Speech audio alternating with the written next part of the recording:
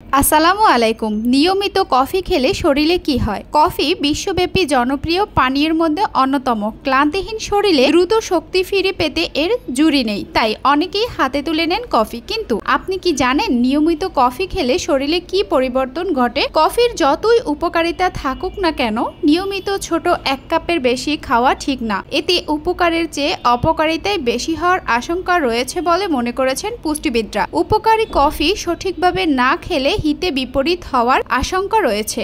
এতে করে শরীরে কফির উপকারিতা গুণ তো পাওয়াই যায় না, বরং কফি হয়ে ওঠে শরীরের নানা সমস্যার কারণ। খালি পেটে কফি খাওয়ার অভ্যাসে পাকস্থলী হাইড্রোক্লোরিক অ্যাসিড তৈরি হয়। এই অ্যাসিড পেটে গ্যাস ও অ্যাসিডিটির সমস্যা তৈরি করে। অনেক সময় খালি পেটে কফি খাওয়ার অভ্যাস ডেকে নিয়ে আসতে পারে আলসারের সমস্যাকেও। প্রতিদিন 2 কাপের বেশি কফি খাওয়ার অভ্যাস কিডনির স্বাভাবিক কার্যকারিতা ধীরে ধীরে নষ্ট করে। বিশেষজ্ঞরা বলেছেন কফি দ্রুত শরীরে চাঙ্গা ভাব ফিরিয়ে আনলেও তা মস্তিষ্কের উপরে চাপ তৈরি করে। এছাড়াও কফির কিছু কিছু উপকারী দিকও রয়েছে। কফিতে থাকা ক্লোরোজেনিক অ্যাসিড যা তাড়াতাড়ি মেদ জড়াতে সাহায্য করে। এছাড়াও নতুন করে শরীরে মেদ জমার আশঙ্কাও কমায়। কফি শরীরের বিপাকীয় হার বাড়ায়, শারীরিক শক্তি বাড়াতে সহায়তা করে এটি। এতে চট করে খিদে পেয়ে যাওয়ার প্রবণতা বন্ধ হয়। কালো কফি খেলে সারাদিন অনেক বেশি সক্রিয় থাকা যায়, কাজেও অনেক বেশি মন দেয়া যায়। এই অতিরিক্ত পরিমাণ ক্যালোরি জড়াতেও সাহায্য করে এই পানীয়।